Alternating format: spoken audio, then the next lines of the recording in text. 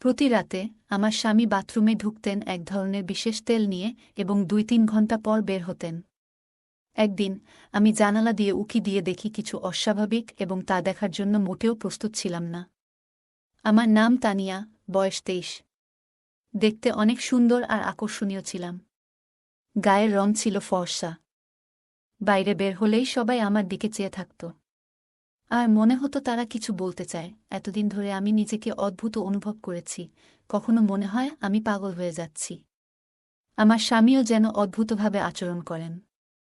আমি ঠিক বুঝতে পারছি না আমাদের মধ্যে কে অস্বাভাবিক। সেই বিশেষ তেলের বিষয়টি আমার জীবনের সবচেয়ে বড় সমস্যা হয়ে উঠেছিল, যা কেউ কল্পনাও করতে পারবে না।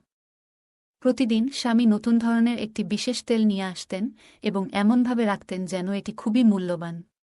প্রতি ১৫ মিনিটে তিনি সেই তেলের জন্য পাগলের মতো তাড়াহুড়ো করতেন।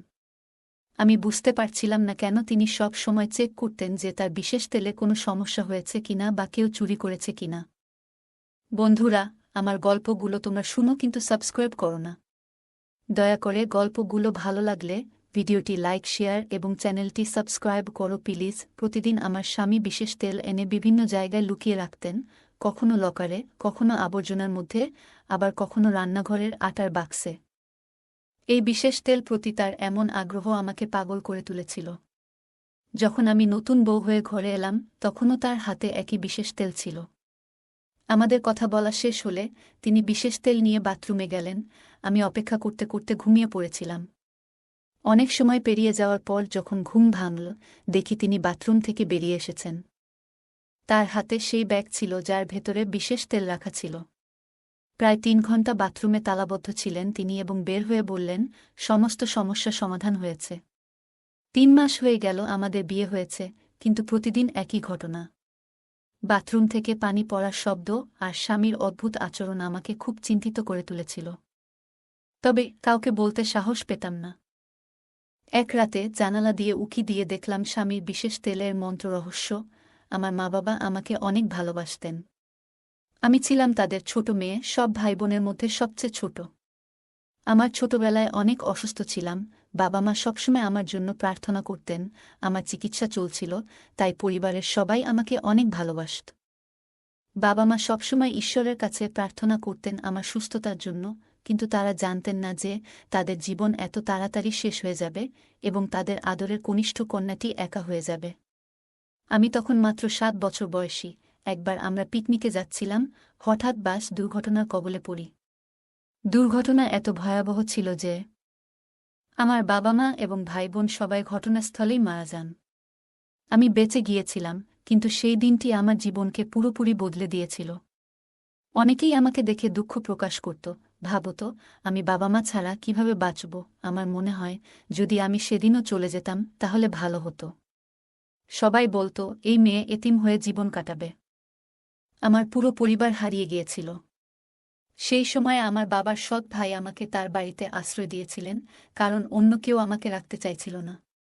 আমার মায়ের আত্মীয়রাও আমাকে নিজেদের বাড়িতে নিতে ভরসা পাননি। ওরা আমাকে অনেক ঠাট্টা করত, আর সেই ঠাট্টা শুনতে শুনতে আমি বড় হলাম। যখন বিয়ের বয়স এল, আমার খালা আমাকে এমন একজনের সাথে বিয়ে দিলেন যাকে আমি চিনতাম না। আমি ভাবতাম খালার বাসায় সারাদিন কাজ করতে হবে, তাই স্বামীর বাড়িতে কাজ করাই ভালো। স্বামী খুব সুদর্শন ও স্মার্ট ছিল, কিন্তু তার পরিবার সম্পর্কে আমি কিছু জানতাম না। আমার খালা আমাকে বলেছিলেন, তোমাকে এখন শ্বশুরবাড়িতে থাকতে হবে। আমার কাছে তোমার খরচ বহন করার টাকা নেই। যাই হোক না কেন, তোমার শ্বশুরবাড়ির সাথে থাকতে হবে। আমি বুঝতে পারলাম খালা আমাকে তাড়াতাড়ি বিয়ে দিয়ে নিজের মেয়েদের জন্য পথ পরিষ্কার করতে চেয়েছিলেন। বিয়ের পরে স্বামীর পরিবারের অদ্ভুত আচরণ দেখে আমি চিন্তিত হয়ে পড়লাম। আমার স্বামী বিয়ের প্রথম রাত থেকেই আমাকে এড়িয়ে চলত। সে সারা রাত বাথরুমে কাটাত, আর আমি ভাবতাম হয়তো সে এসে ঘুমাবে।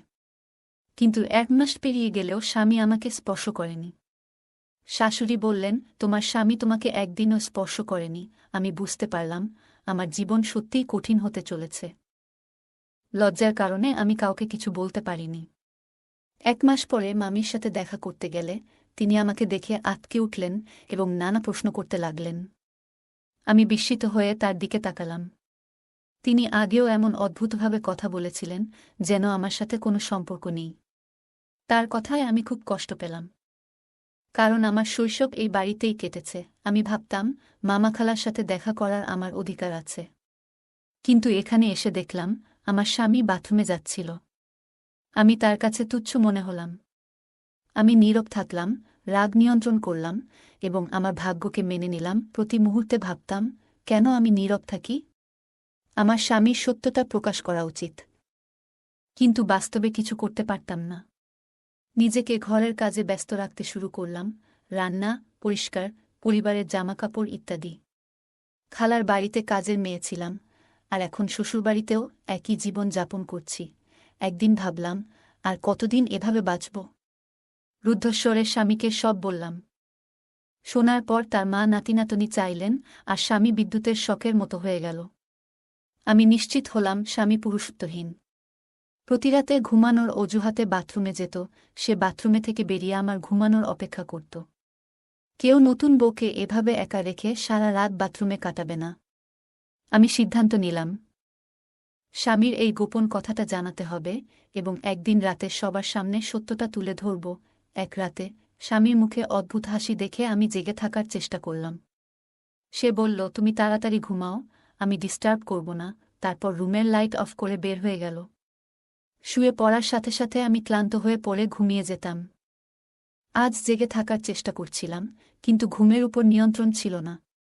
আমি বললাম, ভালো লাগছে না, ঘুমাতে চাই। স্বামী বলল, ঠিক আছে। আমি 1 ঘন্টা স্বামীর জন্য অপেক্ষা করছিলাম। যখন গভীর ঘুমে ছিলাম, স্বামী এসে বাথরুমের দরজা বন্ধ করল। ভয় পাইনি, বরং চোরের মতো আস্তে আস্তে বাথরুমের দরজার কাছে গেলাম। বাথরুমের জানালা অনেক উঁচু ছিল, তাই চেয়ার এনে জানালার কাছে গেলাম। রাত 2টা বাজে, বাড়ির কেউ দেখেনি। চেয়ারে উঠে জানালা দিয়ে দেখার চেষ্টা করলাম, কেন স্বামী এতক্ষণ বাথরুমে কাটাচ্ছেন। পা কাঁপছিল, তবু সাহস করে জানালায় তাকালাম। ভেতরের দৃশ্য দেখে মাথা ঘুরে গেল, চোখে জল এলো। রুমে ফিরে কাঁদতে লাগলাম। বুঝলাম, খালা স্বামীর বাস্তবতা জানতেন, তাই আমাকে এখানে পাঠিয়েছেন। আমি খুব সুন্দরী ছিলাম, কিন্তু এই নরকে পড়ে গেছি। আমার খালা ভয় পেতেন যে তার মেয়েদের থেকে ভালো সম্পর্ক আমি পেয়ে যাব। তাই তিনি আমাকে এমন একজনের সাথে বিয়ে দিলেন যাকে আমি জানতাম না। আমি বুঝতে পারলাম, শাশুড়ি ও শ্বশুরবাড়ির লোকেরা স্বামীর আসল চেহারা জানতেন না। তারা নিজেদের জীবন নিয়ে ব্যস্ত ছিলেন এবং স্বামীর দিকে কেউ নজর দিত না। অনেক অভিভাবক মনে করেন সন্তানকে বিয়ে দিয়ে দায়িত্ব শেষ। কিন্তু আমার জীবন নষ্ট হল। স্বামী পুরুষত্বহীন, অথচ কেউ জানত না। তারা শুধু আমাকে বিয়ে দিয়েই দায়িত্ব শেষ মনে করেছিল। আমি নীরব থাকার মেয়ে নই। চুপ থেকে কিছু অর্জন করতে পারি না। শ্বশুরবাড়ির লোকেরা সারা জীবন আমাকে সন্তান না হওয়ার জন্য তিরস্কার করত। আমাকে অপমান সহ্য করতে হতো। এখন আমি ভাবছি, কি করব এবং কোথায় যাব। আমার মাথা লুকানোর আর কোনো জায়গা ছিল না। মামার বাসায়ও যেতে পারছিলাম না, কারণ আন্টি নিষেধ করেছিলেন। ঠিক করলাম, আর চুপ থাকব না। কিন্তু আমার পিছনে কেউ ছিল না। স্বামী বাথরুমে ছিল, আর আমি অপেক্ষা করছিলাম। সে বের হলে রেগে গিয়ে তার কলার চেপে ধরলাম। চিৎকার করে বললাম, তুমি আমার সাথে এমন করলে কেন? সে খুব চতুর ছিল এবং আমার সাথে চতুরভাবে থাকছিল। বুঝতে পারছিলাম না কেন সে আমার কাছে আসছে না। সম্ভবত সে পুরুষত্বহীন ছিল, কিন্তু বলতে ভয় পেত। লোকেরা তাকে ঠাট্টা করবে বলে বিয়ের পর সব দোষ আমার উপর চাপিয়ে দিয়েছিল। 3 মাস ধরে বিষণ্ণতায় ভুগছিলাম। আজ যখন তাকে ধরে জিজ্ঞাসা করছিলাম, সে অবাক হয়ে আমার দিকে তাকিয়েছিল। যেন বিশ্বাস করতে পারছিল না যে আমি তার মিথ্যা ধরে ফেলেছি। আমার কথা শুনে স্বামী বিস্মিত হয়ে আমার দিকে তাকিয়ে রইলেন, কোনো উত্তর দিলেন না। আমি বললাম, তোমার লজ্জা হওয়া উচিত। তুমি এমন নোংরা কাজ করছ। আমি তোমার মতো নপুংসক মানুষের সাথে বাঁচতে চাই না। কিন্তু মনে হলো সে আমার কথা বুঝতে পারছে না। স্বামীর বিস্মিত ও বিচলিত চেহারা দেখে আমি দুঃখ পেলাম। ঘর থেকে বেরিয়ে গেটের দিকে যাচ্ছিলাম, তখন স্বামী আমার হাত ধরে টেনে নিয়ে গেলেন। চিৎকার করতে গেলে তিনি মুখে হাত রেখে চুপ থাকতে বললেন। আমাকে একটি ঘরে নিয়ে এসে বিছানায় শুইয়ে দিলেন, তারপর দরজা বন্ধ করলেন। আমি খুব রেগেছিলাম। তিনি আমাকে বিছানায় ফেলে বললেন, তুমি কি নাটক করছ? আমি তোমাকে চুপ থাকতে বলেছিলাম, একবার শান্ত হয়ে আমার কথা শোন। এত রাতে কোথায় যাবে? আমাদের সম্পর্কের জন্য একটু সুযোগ দাও। তার কথা শুনে আমি আরও রেগে গেলাম। তুমি কি মনে করো তুমি সত্য লুকিয়ে রাখবে? আমি সারা বিশ্বকে জানাতে চাই তুমি একজন নপুংসক এবং আমার জীবন নষ্ট করেছ। আমার কথায় স্বামী রেগে গিয়ে আমাকে চড় মারল। আমি মাটিতে পড়ে গেলাম, হাঁটুতে আঘাত পেলাম এবং ব্যথায় কাঁদতে লাগলাম। শারীরিক আঘাতের চেয়ে মানসিক আঘাত বেশি ছিল। আমি হতবাক হয়ে স্বামীর দিকে তাকিয়ে বললাম, তুমি আমাকে চড় মারলেও আমি এই বাড়িতে আর থাকতে পারি না। স্বামী রেগে গিয়ে বলল, উঁচু স্বরে কথা বলো না।